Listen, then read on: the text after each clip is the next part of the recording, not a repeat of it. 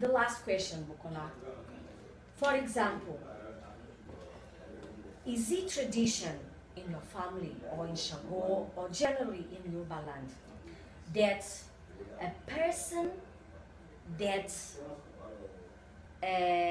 is 10 years old or 20 years old to know is a sentaye? Is it possible, or is only when the baby is born? It's not possible. It's Until when the baby is born. So if the person no do the sentaye when the baby is born, people no do it anymore. Yes. Like when, for example, you now, you want to do your sentaye, you are not initiated in Shango, you just want to do now your sentaye to know your destiny. Yeah. It's not possible. It's not possible. That is not. It's already gone. It's not Orisha tradition. It's not that. It's not your tradition. It's not our tradition.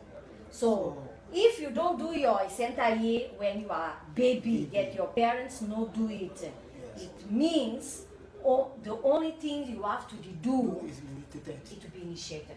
Yes. So a That's the only sentaye, thing you can do. that is all. Yes. There's no, that is not your tradition. Yes. Pronto. Eu também perguntei se dentro da tradição de Xangô ou da terra Yorubá, ser a tradição deles, por exemplo, se eles não fizeram isso aí à criança quando ela é recém-nascida, uma pessoa com 10 anos, ou uma pessoa com 20 anos, ou uma pessoa com 30 anos, de decidir então fazer o incentaie. Ele disse que isso não existe na terra Yorubá, que ninguém faz isso. Que isso não existe, não é a tradição deles. Se perderam o incentaie ao nascer, então já não o fazem mais.